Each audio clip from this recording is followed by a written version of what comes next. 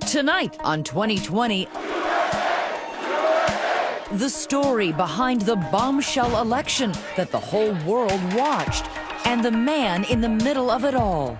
You know, people say he's off counter. Bing, bing, bong, and dat. Give me a break. He's Donald Trump. The surprise candidate who brought us to this historic divide. Not my president! Not my president! But should people be afraid that revenge is one of his motivators? Exclusive insider secrets from Trump's off-limits war room, from his fiercest defender on the front lines. Everything we did was mocked. Just pick a card, any card. All new revelations from his inner circle. You don't want to mess with Eric. You don't want to mess with Ivanka. And you certainly don't want to mess with Don Jr. They're killers. His daughter-in-law, was he serious about running? We're all taking bets, like who actually thinks he's going to go out and do this? And why some critics claim he wanted to run. You're essentially saying the campaign hasn't been to make America great again, it's been to make Trump great again. Tonight, an insider's view like never before. I'm ABC correspondent Tom Llamas, and for the past 500 days, I've covered Donald Trump's campaign. The good, the bad, on camera and off script. Your critics say you tend to exaggerate, you have a problem with the truth, and sometimes even pointed right at me. Sleazy guy right over here from ABC. Why am I sleazy? You're a sleaze. Now, Trump's wild, rule-breaking ride. No sidetracks, Donald. Nice and easy. From the penthouse to the White House.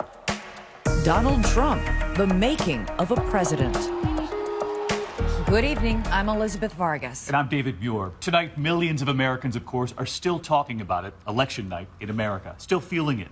It is a triumph for millions who believe they have finally been heard. But there is also profound soul-searching for millions as well, asking, how did this happen? Hillary Clinton winning the popular vote, but what cannot be disputed, a decisive win in the Electoral College for Donald Trump. And late this week, that moment, the president and the president-elect.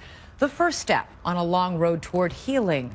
We are in uncharted political territory with tens of thousands of people taking to the streets to protest after one of the most divisive campaigns in our history.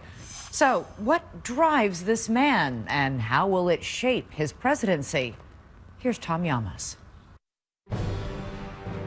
In 70 days, Donald Trump will have a new job. I very much look forward to dealing with the president. And a new home, trading 3 floors of his glittering Versailles-inspired penthouse for the slightly more staid corridors of the White House. I am looking around this room.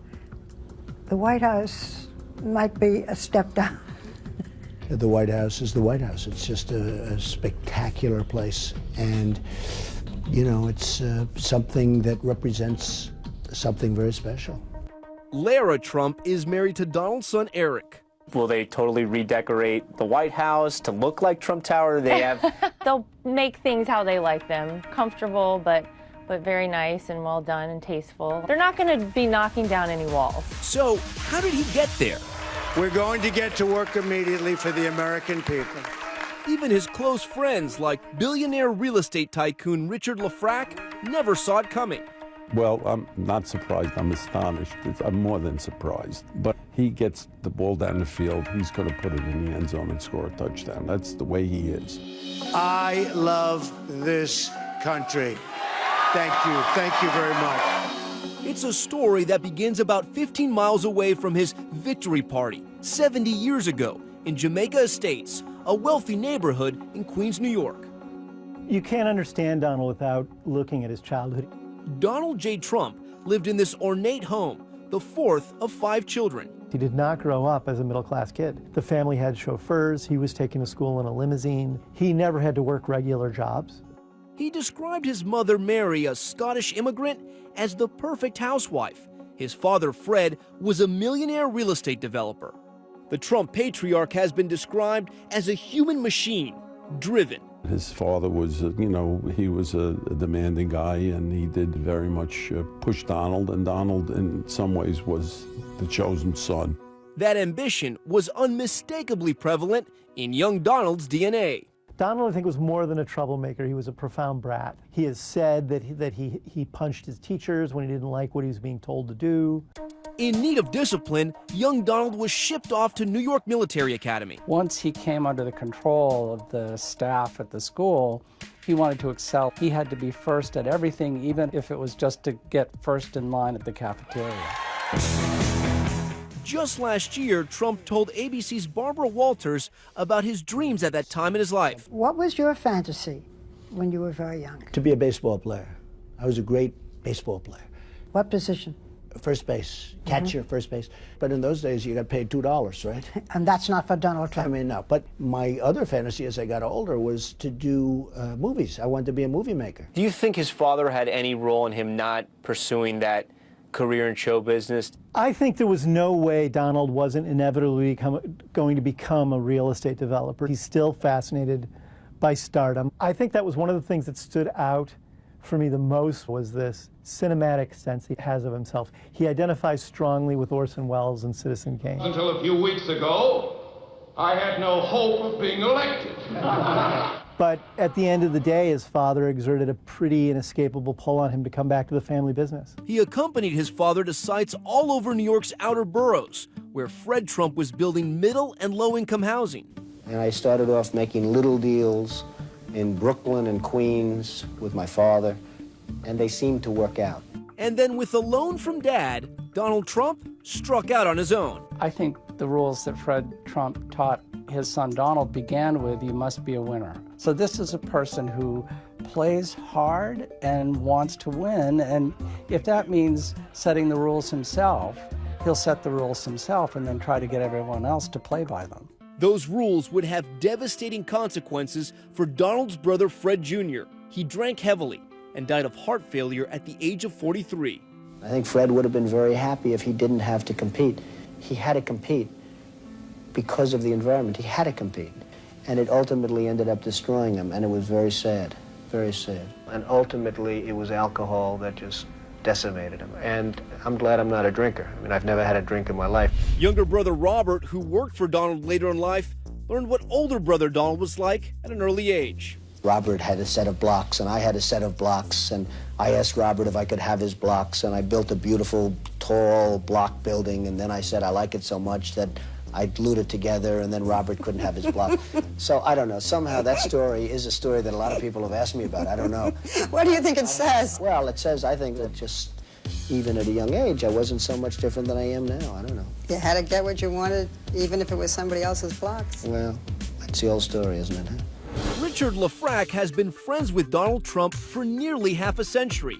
He says the man he knows is not that different from the boy gluing his brother's confiscated blocks. The drive, the determination, this kind of boundless energy that he has, that's always been Donald. He loves to accomplish things. We have to get it finished and get it started. And he loves to be complimented for his achievements. Hello, Lynn Patton speaking. His longtime staffer, Lynn Patton, says the serial Twitter user is quite old-fashioned, at least when it comes to technology. It took us a while to wean him from a flip phone to his smartphone. Mr. Trump runs things his way, and it certainly works for him.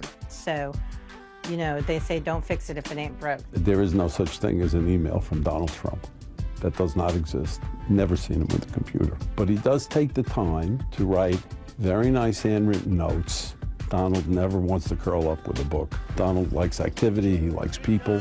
What words would you use to describe Donald Trump? I've always had great imagination. I've had great success with money. I've actually gotten along well with people over the years. You have said that one of the most important aspects in your personality is winning. Why winning? What about it's not whether you win or lose, it's how you play the game? I like winning better.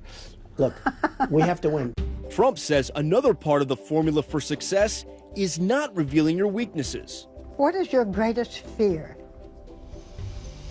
Well, I don't want to reveal fears, because if I reveal fears, I'm giving up something. You know, we all have certain fears, and everybody has fears, but I don't like revealing my fears. Being non-conventional is part of his playbook. My name's Donald Trump, and I'm the largest real estate developer in New York. Next, after extending his footprint on land, he conquered the air, television. You want to be in the presence of Donald J. Trump, you cannot be weak. You got to be tough, and you got to be able to take it. You're fired. You're fired. You're all fired. All four are fired. Stay with us.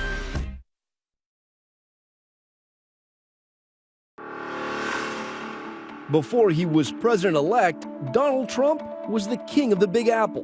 My name's Donald Trump, and I'm the largest real estate developer in New York. And 30 years ago, he bypassed the city's signature yellow taxis for this $10 million French Air L'Especial helicopter. He took Barbara Walters for a ride. What do you feel like when you look at that wonderful skyline? Well, I look at that skyline, Barbara, and I really say it's the greatest in the world. I'd really like to buy everything if that were possible. A real estate tycoon overlooking his empire, salivating at the possibilities. Nothing seemed too sacred, almost. And what about Central Park? No, I think Donald Trump should not be allowed to touch Central Park. He's a man with few limits, never following the real estate rules. He shocked many when he negotiated a 40-year tax abatement for this hotel. People would say, how did you get 40 years? I said, because I didn't ask for 50. It was so easy. But then he erected what's now become a monument of sorts, the first building to bear his name, Trump Tower. Many call it his greatest triumph. Trump calls it home. For now, a 30,000 square foot penthouse, 3 levels of over-the-top decor, dripping in gold, a fountain in the living room, and ceilings painted with scenes from Greek mythology. The tile on the bathroom floor, he said, had come from a mine somewhere in deepest, darkest Africa. Soon, those signature buildings began popping up all over the Big Apple, and later, across the country. Now there's even one in Istanbul, all brandishing his name, Trump. Though now, because of the things he said during his campaign, some residents of buildings that bear his name want out. That man, we have found, does not represent our values. Some, like broadcaster Keith Olbermann, sold and moved away. I couldn't go under the sign anymore that said Trump Palace without spitting, because and I ran out of spit. What do you think the Trump brand stands for? The epitome of luxury. If I asked you to name another condo builder, you couldn't do it. Donald Trump went all in on Atlantic City, opening several casinos, a huge gamble. Did you know anything about the gaming industry? I knew the numbers, I knew the economics. And the numbers were staggering. By the late 80s, he says his 3 casinos were making $15 million a week. Trump hit the jackpot by luring celebrities to the gambling mecca. Chief among them, Michael Jackson, Mike Tyson, and Hulk Hogan. Thank God Donald Trump's a Hulkamaniac! That relentless desire to win made his name a modern synonym for success and celebrity in his own right, authoring best-selling books, making cameos in movies. Excuse me, where's the lobby? Down the hall and to the left. On television. Look, I tell you what, you want another 50 grand, I cut the grass for you every Saturday. Even commercials. We eat our pizza the wrong way. Crust first. If flaunting it was the game, Trump was the name. My new game is Trump, the game. Because it's not whether you win or lose, it's whether you win. He continued to win not only by being a businessman, but as being a business himself. The name Trump is such a brand for success that it has been licensed on an astonishing range of products. Trump Model Management. What does this guy not have his name on? The reason my real estate is successful is they know if I put the name Trump on it, it's going to be the best. But in the 90s, his fiery mix of hubris and vision caused him to win and lose fortunes. When a casino analyst made this prediction about the Trump Taj Mahal, when December and January roll around, you could see business drop off 30 or 40%. He learned firsthand what kind of trouble challenging Trump's numbers can get you. Trump threatened to sue, and the analyst was fired. You gonna fight it to the bitter end? I always fight to the bitter end, don't I? In the end, he was forced to fold the Trump Taj Mahal casino, resulting in job losses, and his commercial airline, Trump Shuttle, grounded. I was at the highest of all pedestals, the hottest in the country. Everything I touched turned to gold. And then one day, the pedestal was knocked out from under me. Midas had lost his touch. Donald Trump's businesses filed for bankruptcy twice. He explained his financial woes to us in 1994. I had billions of dollars of debt, in excess of $5 billion. I had $975 million worth of personal debt. Despite the losses and 2 more corporate bankruptcies, Trump continued to promote a picture of profits and power. I fought back and I won. Now my company's bigger than it ever was. It's stronger than it ever was. Tim O'Brien, who wrote a biography on Trump, says his specialty wasn't building, but branding. What he essentially has been is a robust branding and marketing operation and an incredible self-promoter. He's essentially a human shingle. What are you worth?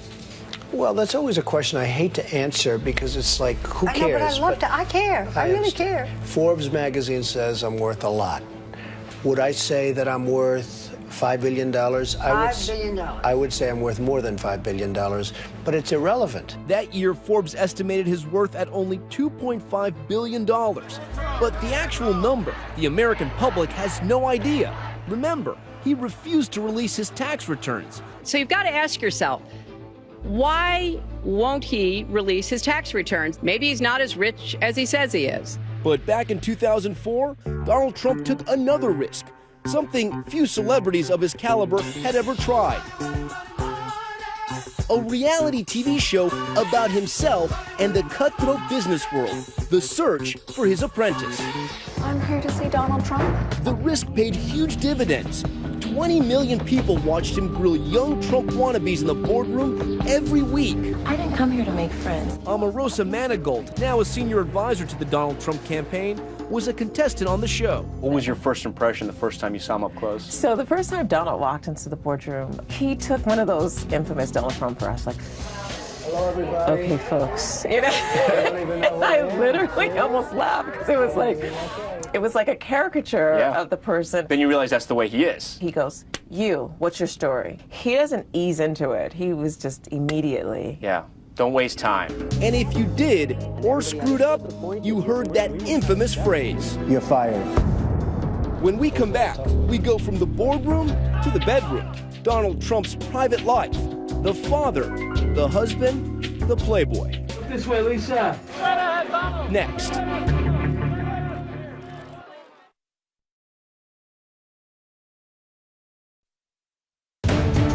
In the early 90s, Donald Trump is on the hunt for 3 things: power, money, and women. An easy way to understand Donald Trump is that his appetites are whetted and heightened by the chase. He certainly is drawn to very beautiful women. He surrounds himself with beautiful women, and many of them are very intelligent. Wife Ivana Trump is one of those beautiful and intelligent women. She's just not the only one. The couple's 14-year marriage is on the rocks after whispers of an affair with Marla Maples, a woman the tabloids have dubbed the Georgia Peach. Wife Ivana, who has 3 kids with Donald, tells ABC's Primetime she never saw it coming. Did you see warning signs? I really didn't. I really didn't. Are you following the Trump thing? You can't miss it. The latest dispatch from the front in the battle of Trump versus Trump. It's a front-page fiasco of lovers, lawyers, and large settlements. In the end, Ivana gets more than $20 million in a divorce settlement in 1992. A year later, Donald weds Maples, a former beauty queen. But for Donald Trump, one beauty queen simply won't do. So in 1996, he buys them all. Can you stand it? Purchasing the Miss Universe pageant and putting Marla front and center as the new co-host. If for any reason Miss Universe cannot complete her reign, the first runner-up will become Miss Universe. But soon, it's Marla Maples' universe that's about to change. Her marriage to the Donald is now in trouble. I give it 4 months. Actually, the relationship lasts just under 4 years. Here's Marla leaving divorce court, a little wealthier and a lot wiser. He just got away. Look this way, Lisa. Playboy Donald is back playing the field and wants everyone to know about it. He even has a publicist named John Miller, a guy who sounds a lot like Trump himself. Take a listen. He's starting to do tremendously well financially. Trump denies the voice is his. Reporters are left amused and/or confused.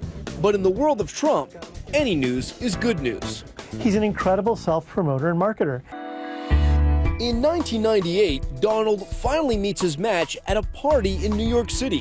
A model from Slovenia named Melania, who told Barbara Walters she played hard to get. What was your first impression of Donald Trump? Well, he was very charming and We had a great sparkle. He came with a date, so he asked me for the number, and I said, I will not give you my number. So if you give me your numbers, I will call you. And he was known as kind of a ladies' man, and but we had. The two marry in 2005. Donald is a generation older than his model bride. Your husband has been married twice before. Did you have any concerns that it might not work out? No, I didn't have any concerns. We have a great chemistry, and to be with the man as my husband is, you need to know who you are. You need to have a very independent life as well, and supporting him. You need to be very smart and quick, and be there for him when he needs you. That's the big difference in this marriage. I think that she appears to be very focused on his needs, on being Mrs. Donald Trump, and she's not focused on getting anything for herself. After a year, they have a son, Barron, now 10 years old, who Melania refers to as Little Donald. Father and son share a love of golf. That's Barron taking a practice swing inside the family's marble living room. When he comes home, we spend time together, two of us and Barron. Just be at home, because that's a really quality time together.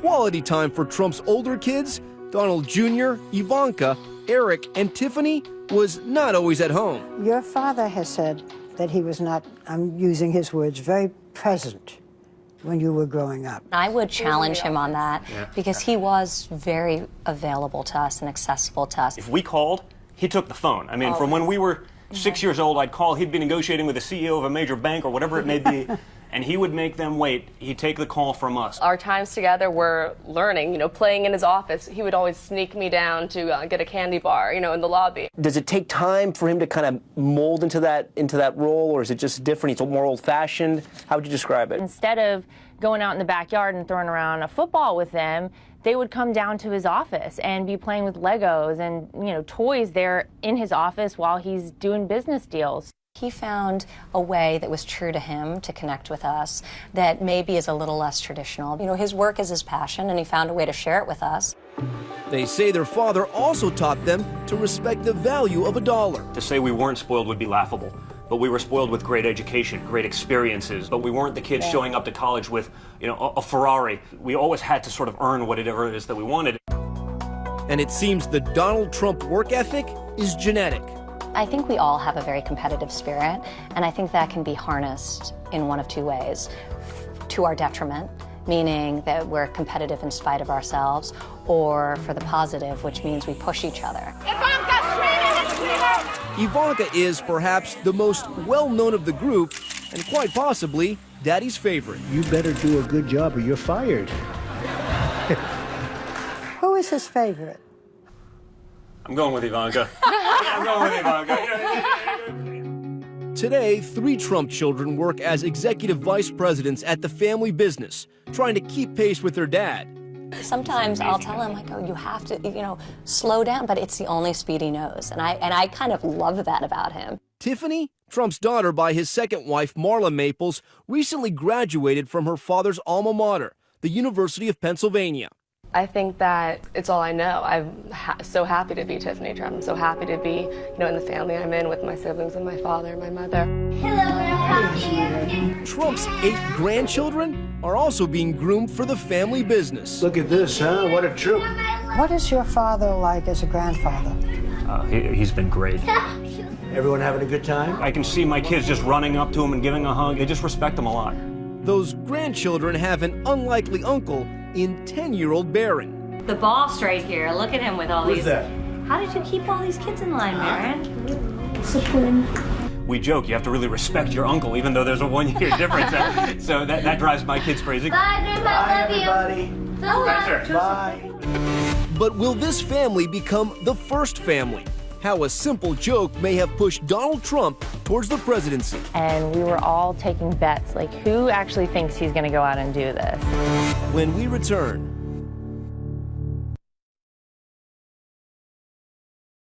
Anybody with any modicum of ego would probably like to be president of the United States. New York developer Donald Trump. But I certainly don't see that in the cards. Is he running for something? I have zero political aspiration. Donald Trump spends decades in the public eye professing his ambition is aimed at wealth, not the Commonwealth. High office buildings, not high office. I love what I do, and I really believe I do it better than anyone else. But if I can point out the deficiencies in the way our system is going, if I can point out certain stupidities, I've done a great service to the country.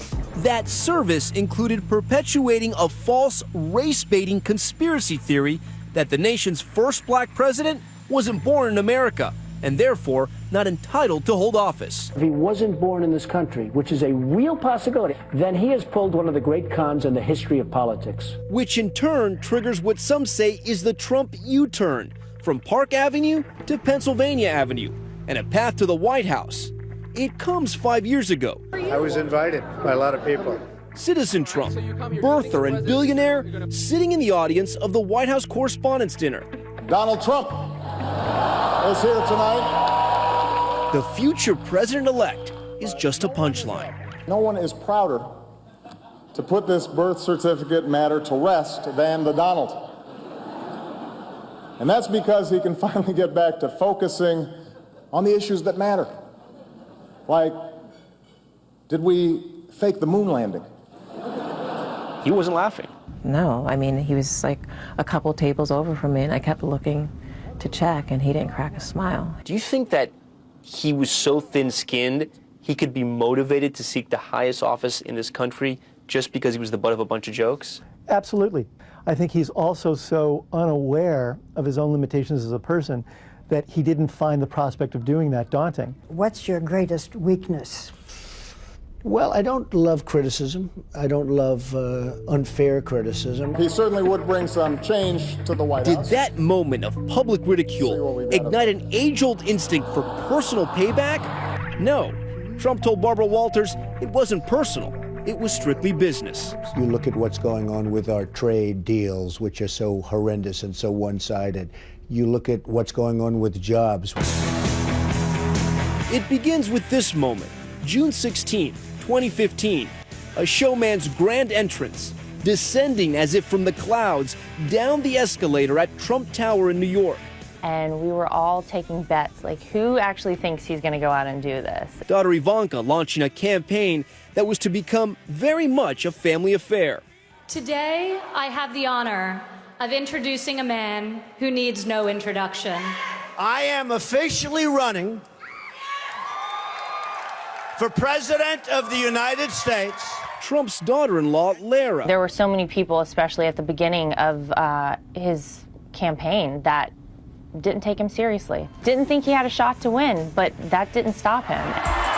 The maverick outsider, true to form, breaking all the rules of civic discourse, for one thing. Because our leaders are stupid. Stupid people. Wow. Bing, bing, bong, and dat. The primary colors run red as Trump unleashes a stone-cold style of smackdown, so wrong, backyard, no-rules wrestling. Let me just say, excuse me. Somebody say Uncle Debate. So we can get the hell out of here. Not bad. Applying his businessman's branding genius to label his opponents indelibly with those now famous nicknames. Don't worry about it, little Marco. I've given my answer, Lion Ted. Jeb Bush is a low-energy person. Crooked Hillary Clinton.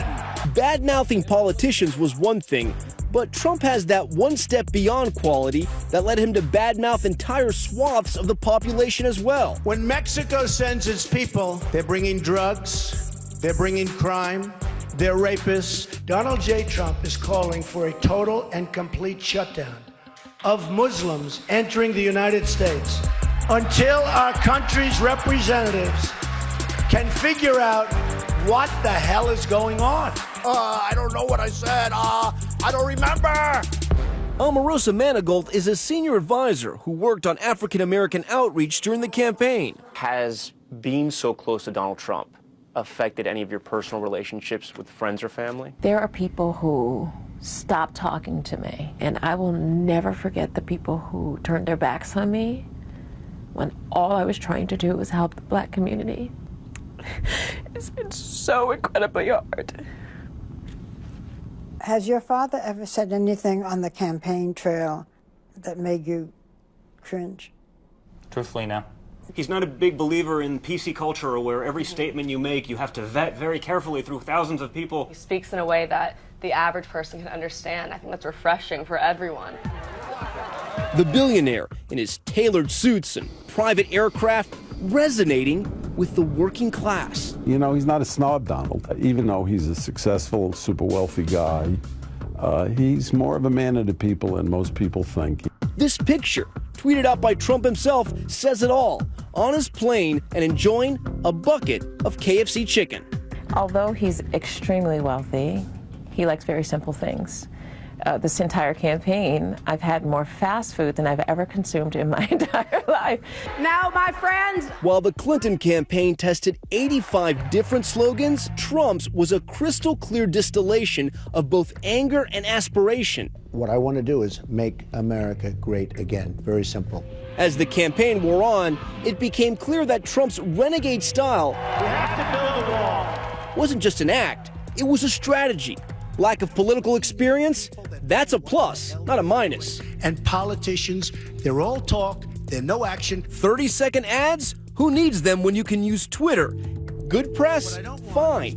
Bad press? Better. Just attack the media. Say, like this sleazy guy right over here from ABC. He's a sleaze. Why am I You're a sleaze because you know the facts and you know the facts well. Go ahead.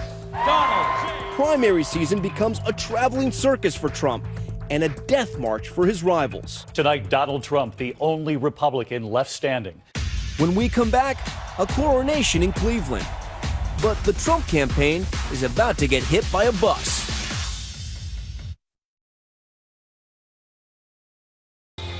You were expecting understated, maybe? Forget about it. This is the Donald, after all, making his grand appearance at the Republican National Convention. He once told me that when he was in front of all these crowds, he felt like a rock star without a guitar. The conventions highlighted a curious contradiction for Trump. Despite his lifelong cultivation of his celebrity status, his convention was notably bereft of Hollywood high wattage. Scott Baio is what passed for star power. He basically said, I don't need A-list stars, I'm the A-list star, and that's good enough. Ironically, while the Democratic convention did have an endless parade of stars, it was a complete unknown who made the most impact, the Muslim father of a slain U.S. serviceman. You have sacrificed nothing. That criticism brought into play that key Trump trait. No slight is too small. No one is above or below attack, even a Gold Star father. Well, that sounds, who wrote that? Did Hillary's scriptwriters write it? He counterpunches twice as hard. Why does he do that? He has this Darwinian sense of himself that only the hungriest and fiercest animal survives.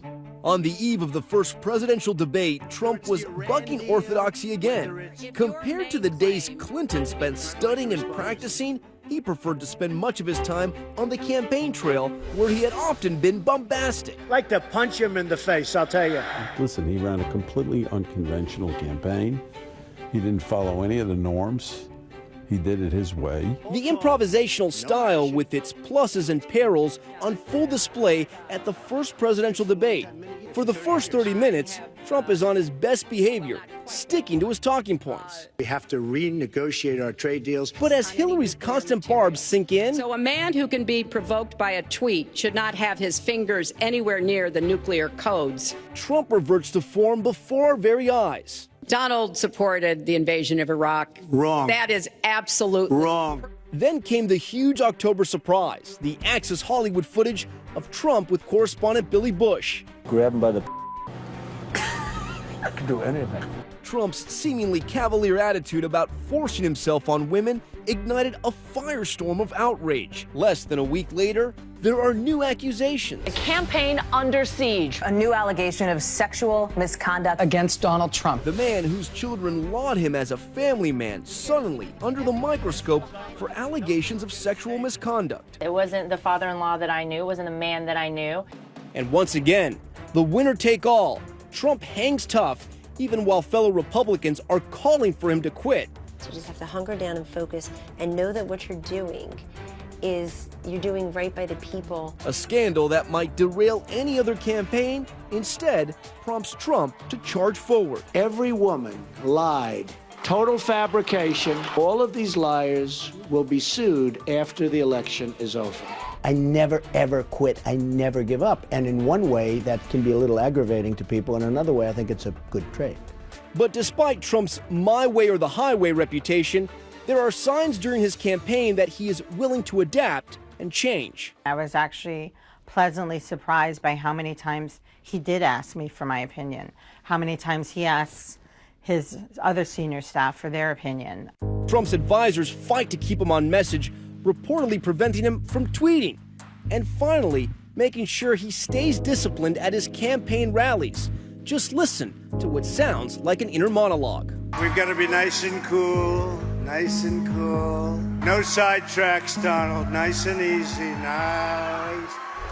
With days to go until the election, Trump is exuding confidence on the stump. And we are going to win the White House. Going to win it. And we will make America great again. But privately, his longtime friend says he had a more realistic view of the outcome. You know, he didn't say to me, no, this is not going to happen for me. He just said, look, I'm competing every place and I'm hopeful for the best. The morning of the election, Trump is booed at his polling place, and the internet has a good laugh when he sneaks a peek at Melania's ballot. With polls and pundits uniformly predicting a Trump defeat, the Clinton campaign is sipping champagne on their plane, their candidate even signing a Newsweek magazine Madam President cover. A big state for Donald Trump. But then state after state starts falling to Trump. I heard there was a moment where people started coming up to him saying, President Trump, and he was like, hold on, not till we know for sure. Well, he's confident, but he's not an arrogant person, and becoming the President of the United States is a very humbling experience for anyone. He is now going to be the 45th President of the United States. Trump had seen something none of the politicians and pundits had seen, and at last, stunning victory in hand, he showed a side he's rarely shown, a capacity for graciousness. We can work together and unify our great country. Coming up, Mr. Trump goes to Washington. He may now be president-elect, but will he be presidential?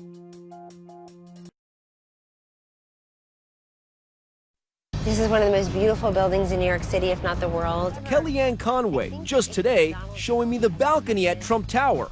As we chat, get that look. Cheers break out across the way. They're happy. Maybe they think you're Mike Pence. Yeah, right? There's been plenty of celebrating all around Trump's red-cap nation. Millions of Americans voicing their excitement this week that the newest Trump residence in Washington will be 1600 Pennsylvania Avenue. But thousands of others have taken to the streets across the country in protest for 3 days in a row this week. You are under arrest. As the nation struggles to heal, how will the persona of Donald Trump, the candidate, transition to Donald Trump, the president? Do you think he's going to move forward with any of his plans? I mean, he's got a lot of big, bold ideas. But remember, this is a guy who doesn't come with any kind of a sense of policy making. So I think what you'll see, I think he'll hand off a lot of the domestic policy to the Hill and a lot of the foreign policy making to his advisors. Yesterday, Trump himself listed his priorities on Capitol Hill. We're going to look very strongly at immigration. We're going to look at border. We're going to look at health care. And we're looking at jobs, big league jobs. I know he's going to do such an incredible job, and I actually think the people who were against him the entire time, who probably are still upset that he's president, are going to be the ones that